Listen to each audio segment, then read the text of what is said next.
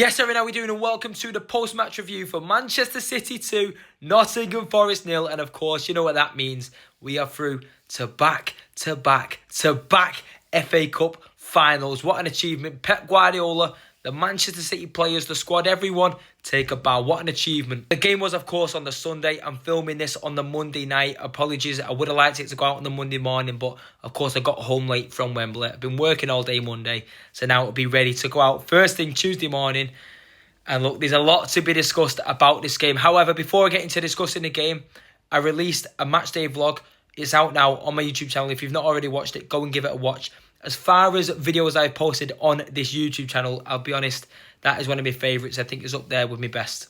I'll be honest, I thought it was a belter. If I do say so myself, humble. Stay humble, eh? But no, I'm really happy with it. I'm really proud of it. So go and give it a watch if you're not already. The reaction to it already, I'm happy with. Do you know what I'm saying? It's done very well compared to a lot of my videos on here already. It's touching, 250 views, a lot of thumbs up, a lot of nice comments, a lot of nice messages about it. So, look, I appreciate all the support you've shown over my trip to Wembley.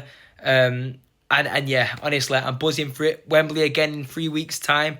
As you can imagine, there'll be another one out for that. I'm counting down the days to the final. But look, for now, let's discuss this game. And actually, I think a good place to start the discussion about this occasion, the FA Cup semi-final, is to discuss these empty seats that were there, of course, at the game. There's been a lot of reaction, a lot of criticism towards myself for some reason when I went to the game, and just Manchester City fans in general for there being nearly 5,000 empty seats for this game.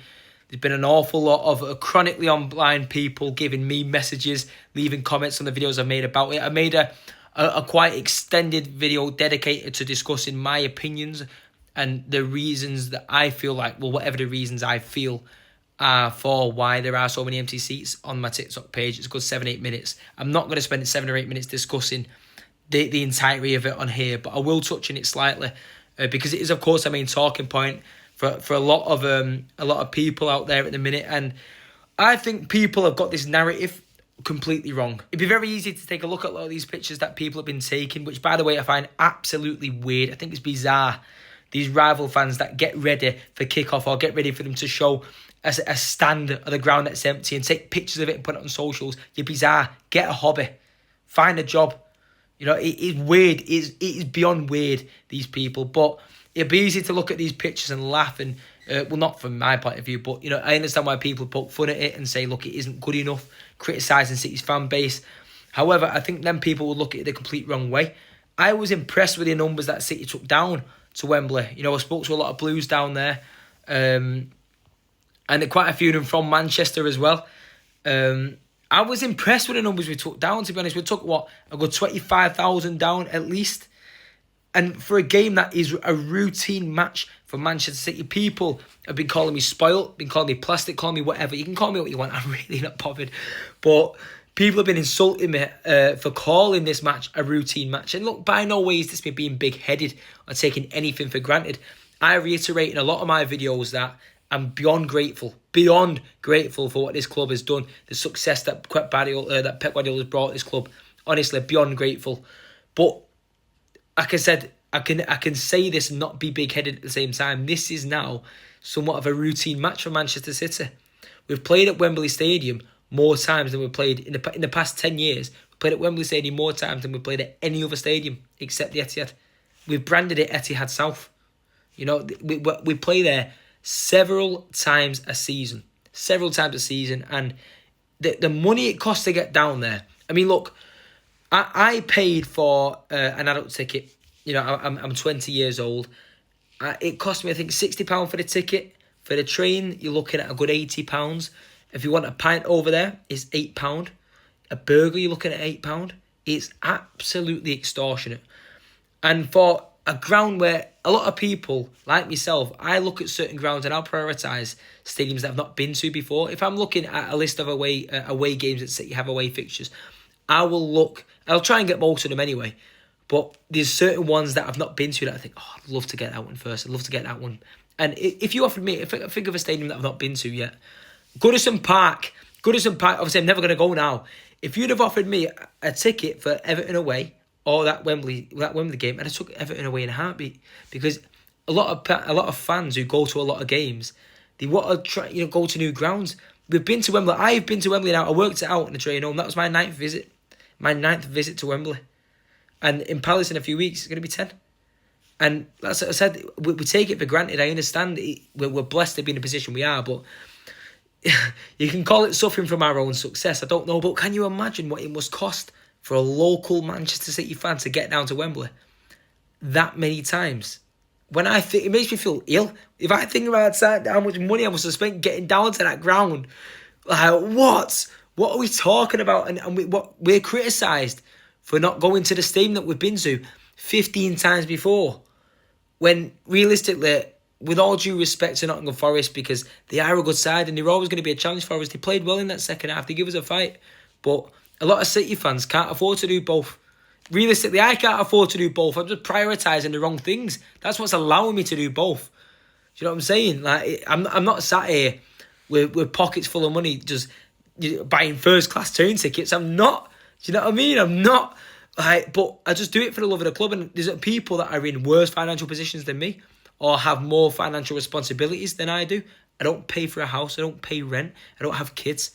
If I had all of them things, do you think I could afford going to Wembley? No. Probably couldn't afford the final.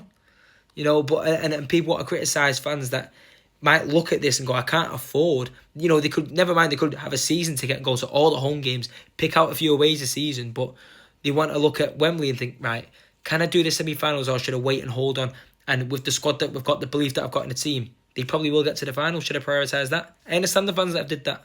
Anyway, I've spoken about this for a lot longer than I intended to do. I said, I'm not going to speak 7 or 8 minutes about it, and I probably have done like nearly that already, haven't I? But I just get very passionate, very carried away about this kind of thing when people criticise our people, my people, fellow Blues. Do you know what I mean? Because the narrative's completely wrong. The fact that we took down the numbers we did to Wembley with the cost it is, with how often we're there. This ain't... The FA Cup is a special trophy, but when you're putting semi-finals at Wembley, it takes away from the occasion, and that's the reality of it. That's the reality of it. It takes away from the occasion. Visiting Wembley isn't a special occasion a lot of the time anymore. FA Cup finals special.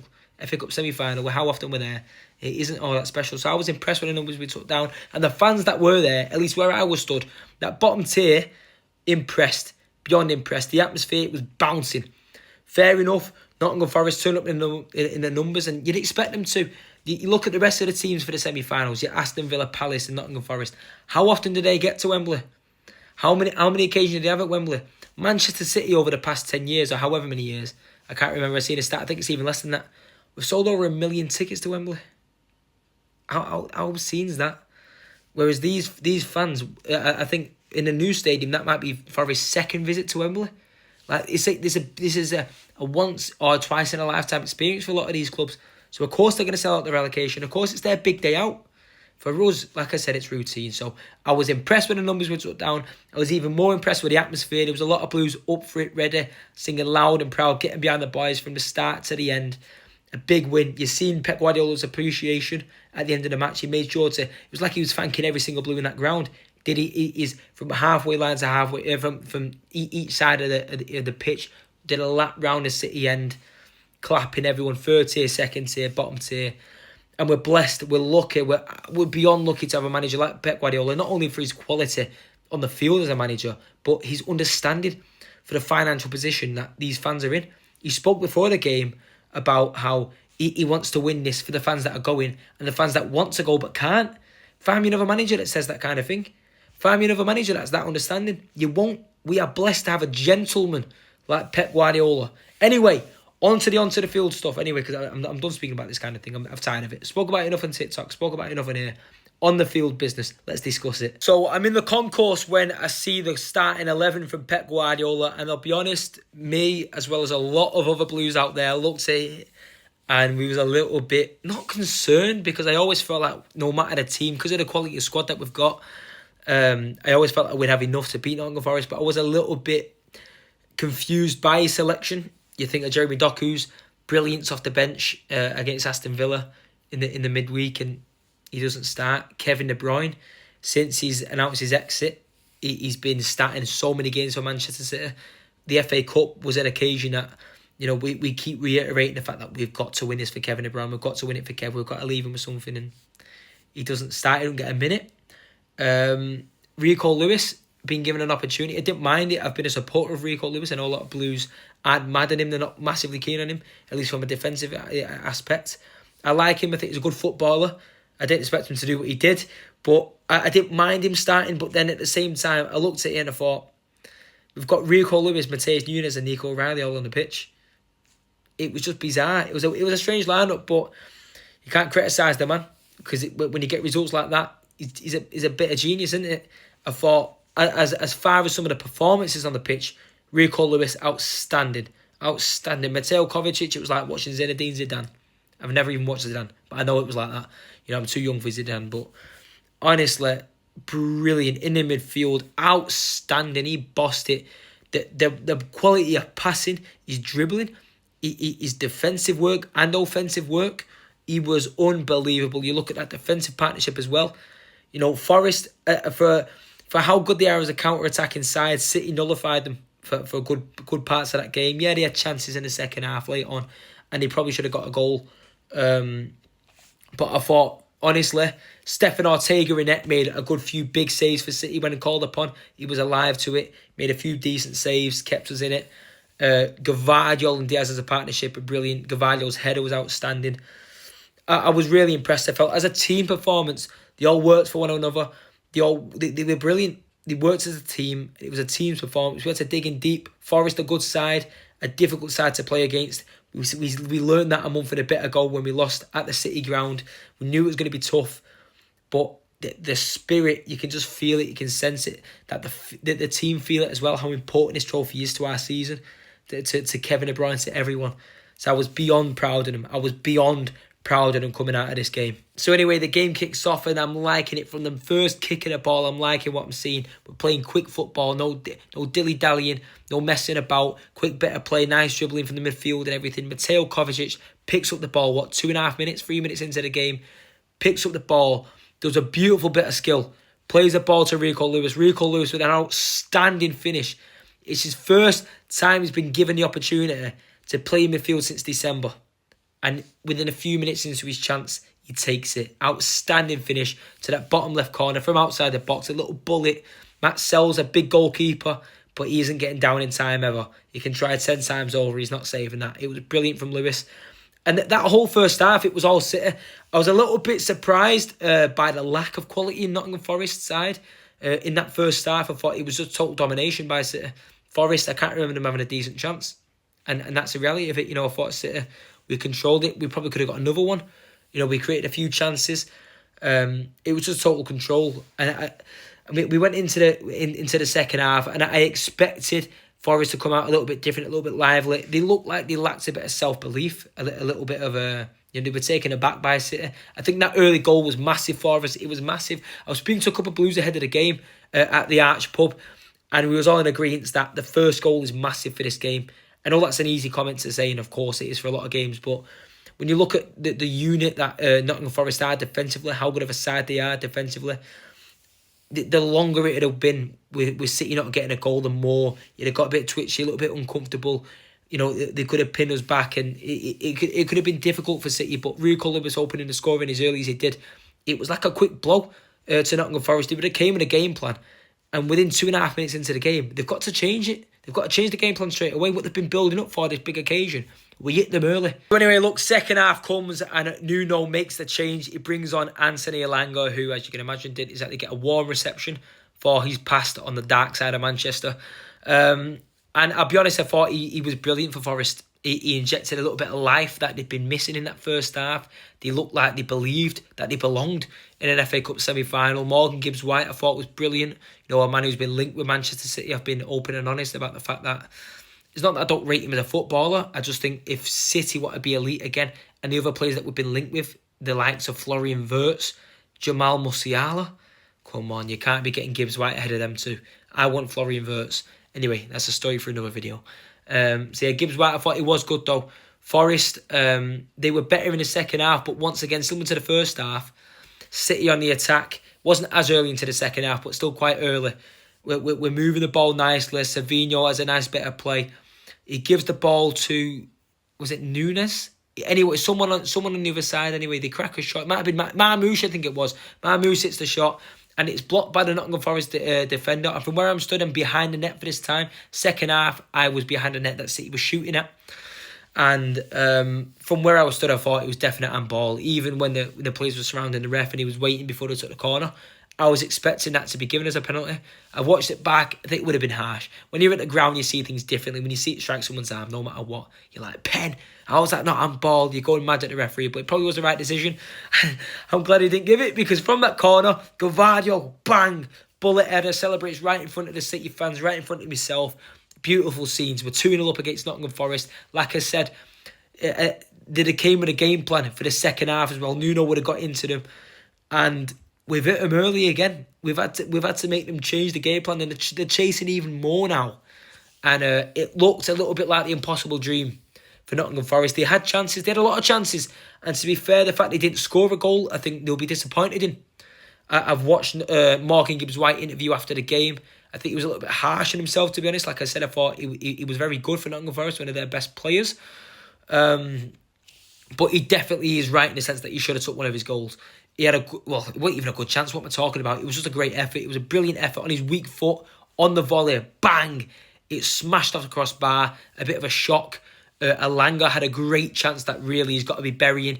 He put it just wide, one-on-one with Ortega. I couldn't believe he missed that. Another chance a little bit later on, Gibbs-White again rounds Stefan Ortega. A little bit kerfuffle at the back. Gvardiol gives the ball away. Gibbs-White rounds Ortega. An open net. The angle might have been tight, but come on.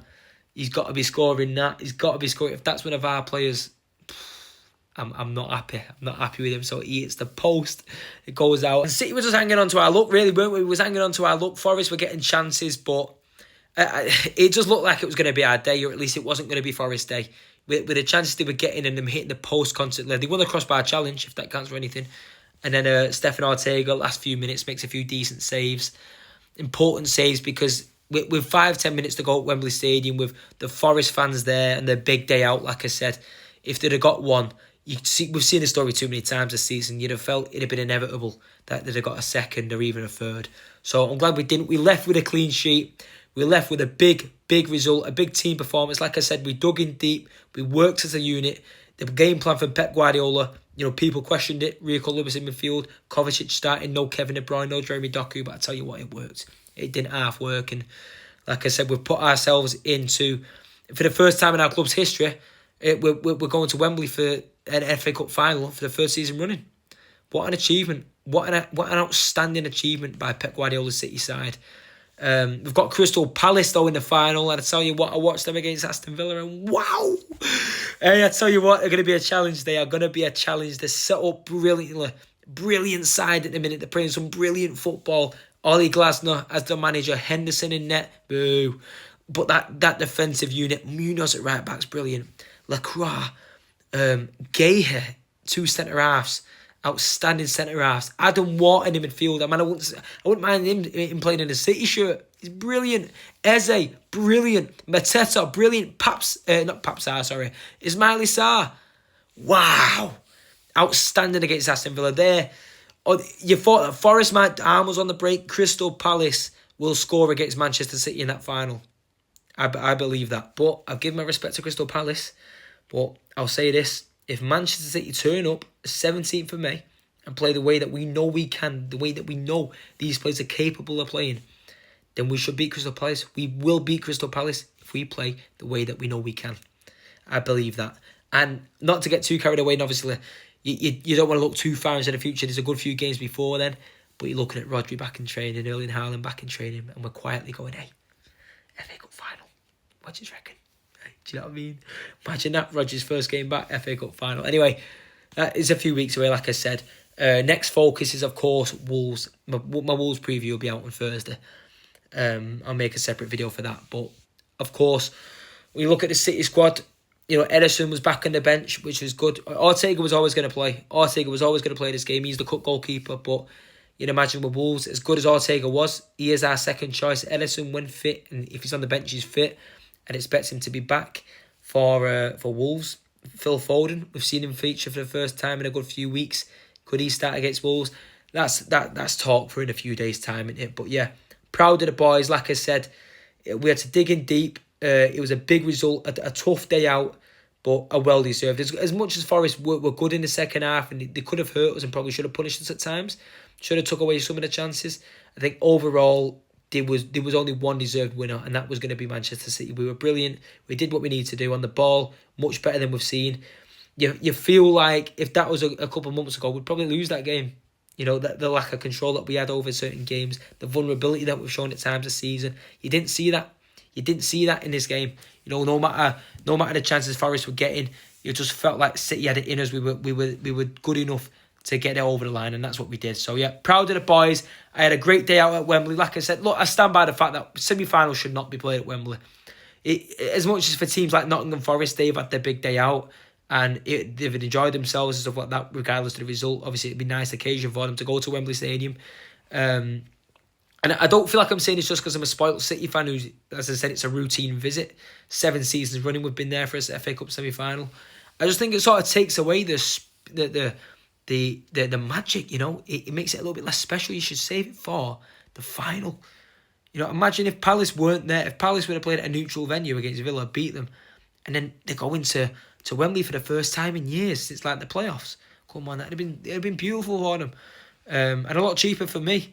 You know, going down to Wembley, it's ridiculous. It's absolutely ridiculous. But as much as I always complain, and I will always stand by the facts, and I don't think they'll ever act on it. I don't think they'll ever listen to the fans, and you know, maybe rethink it and play at a neutral venue. I don't think they ever will. As much as it's always an expensive one, it is normally a good day out. And this visit was no different. I had a good day out. And yeah, I made, in my opinion, one of my better videos on this channel, one of my better matchday vlogs. I've not done that actually, because I've been to near enough every home game this season. I've even done a few away days that I've not vlogged in here because I felt like the standard of the video wasn't going to be good enough. You know, when I've got there and it's just things aren't going well, the atmosphere might be a bit flat or certain things I've just not felt up to it in the day. I was determined to make a good one for Wembley, and I'm going to make sure I'm going to do my best to make an even better one for the final. You know, I enjoy doing this kind of thing. I enjoy putting it out there, and it's even more enjoyable when it gets the reaction and the response that my matchday vlog did over on my channel. So give that a watch if you've not already, and subscribe to the channel if you're not already. We're nearly at 450 subscribers, so if we can get 450. Whenever, I don't mind, whenever, just be kind and subscribe to the channel if you've enjoyed this video. Thank you for watching. I'll see you on Thursday for my Wolves preview. Come on, City, Wembley, we're the famous Man City, and we're going to Wembley.